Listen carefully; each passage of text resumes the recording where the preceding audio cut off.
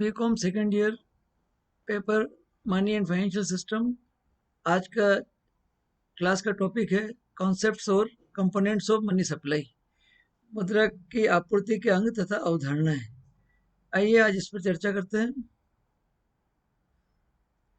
भारतीय reserve bank मुद्रा आपूर्ति की चार अवस्थाओं को के आधार पर मुद्रा की मात्रा की गणना करता है। ये अवधारणाएं मुद्रा आपूर्ति के अंग भी कहलाते हैं। इन्हें M1, M2, M3, M4 विश्लेषण के रूप में संबोधित किया जाता है। रिजर्व बैंक के द्वितीय कार्यकारी समूह second working group of reserve bank of India ने सन 1977 में अपने प्रतिवेदन में मुद्रा की अवधारणाओं का निर्धारण किया था।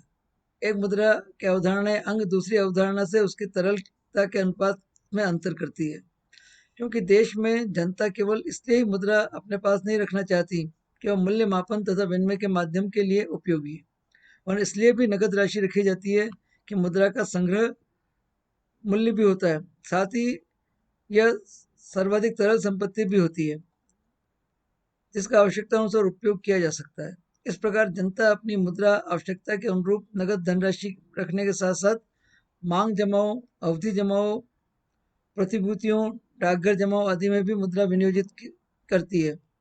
जनता के इस मुद्रा व्यवहार के कारण मुद्रा की चारों अवधारणाएं या अंग विकसित हुए हैं।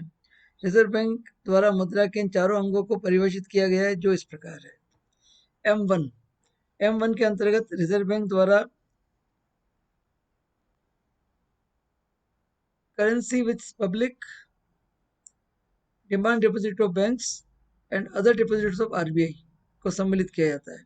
यानी M1 के अंतर्गत जनता के पास जो अपनी डे टू डे डिमांड पूरी करने के लिए जो धनराशि रखी जाती है, से जो रिटर्न कर ली जाती है, जो बैंकों तक नहीं पहुंचती है, उनकी नकद उनकी जेबों में रखी हुई है, वो करेंसी कहलाती है।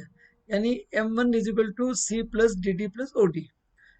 दूसरा कंपोनेंट होता है बैंकों में जो सेविंग बैंक्स में करंट अकाउंट में डिमांड डिपॉजिट के रूप में जमा धनराशि होती है, उसे सम्मिलित किया जाता है। इसके अलावा RBI के द्वारा जो अन्य जमाएं रखी जाती है, उन्हें other deposits of the bank के रूप में रखा जाता है। इस प्रकार हम कह सकते हैं M1 is equal to C plus DT plus OD। M1 मुद्रा की एक संकुचित परिभाषा को व्यक्त करता है। इसमें जनता के पास नकद जमाओं के अंतर्गत वे करेंसी नोट तथा सिक्के आते हैं जो जनता द्वारा भविष्य सुरक्षा हेतु अपने पास नकद रूप में रखे जाते हैं। जनता से तात्पर्य व्यक्ति, संस्थाएं, फर्में आदि सभी हिस्से है, किंतु बैंकिंग संस्थाएं तथा सरकार को जनता के अंतर्गत सम्मिलित नहीं किया गया है।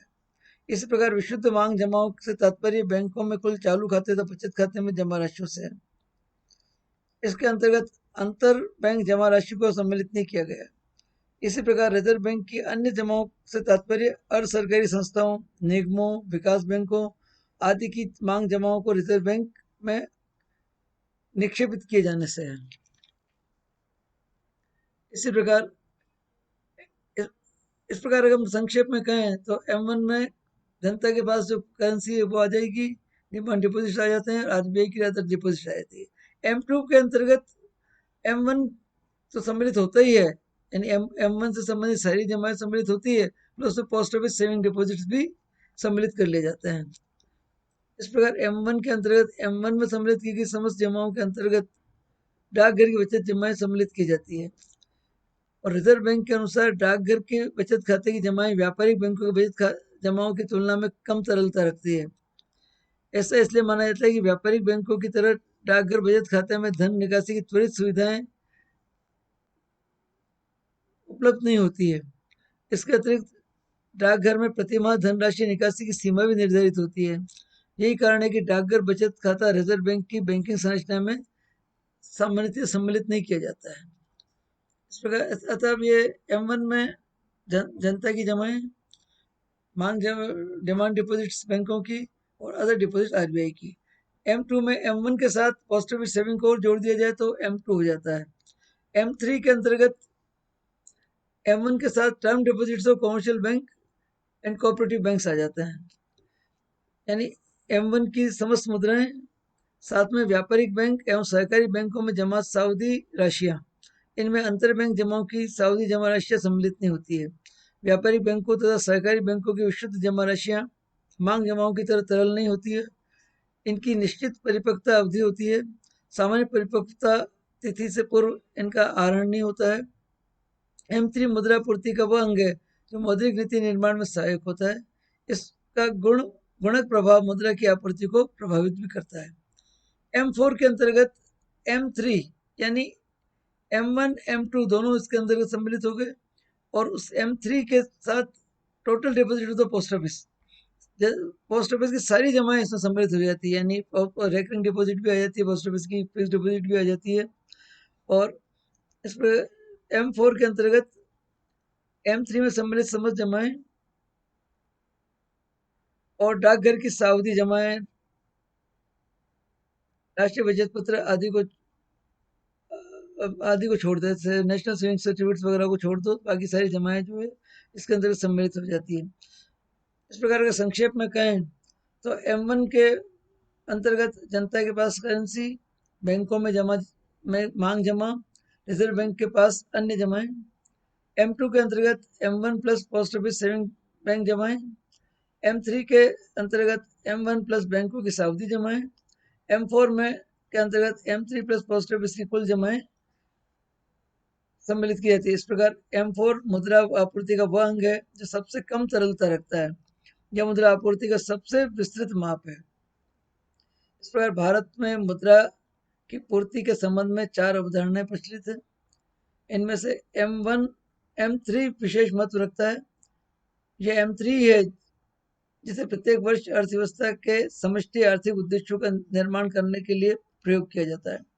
M1 के संकुचित मुद्रा होने तथा इसमें केवल जनता के पास करेंसी तथा बैंकों की मांग जमाएं सम्मिलित होने से यह माप नीति निर्माण में के समय जमाओं के महत्व की उपेक्षा करती है।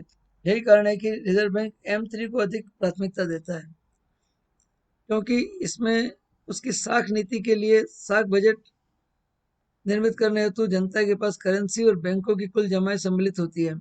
M3 में वृद्धि के अनुमानों के आधार पर मुद्रा पूर्ति की कीमत और राष्ट्रीय आय की वृद्धि पर प्रभाव का अनुमान लगाया जा सकता है। चक्रवर्ती समिति ने भी मुद्रा लक्ष्यों को निर्धारित करने के लिए बिना कोई कारण बताए M3 के प्रयोग की सिफारिश की थी। मौद्रिक व्यवस्था के अंतर्गत M3 की गणना मुद्रा आपूर्ति के प्रवाह से की जा सकती है। M4 मुद्रा पूर्ति का स्कंद विचार है। इन सभी मुद्रा अंगों का नियमन एवं नियंत्रण भारतीय रिजर्व बैंक द्वारा किया जाता है।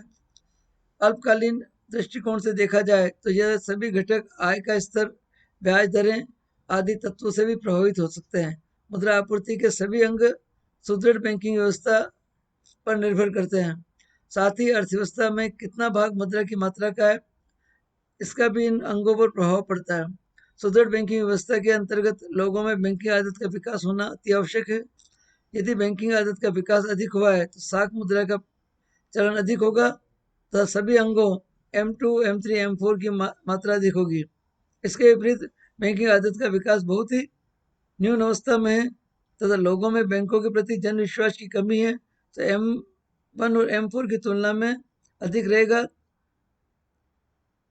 तथा ऐसी स्थिति में मुद्रा आपूर्ति का निर्धारक M1 होगा। Thank you.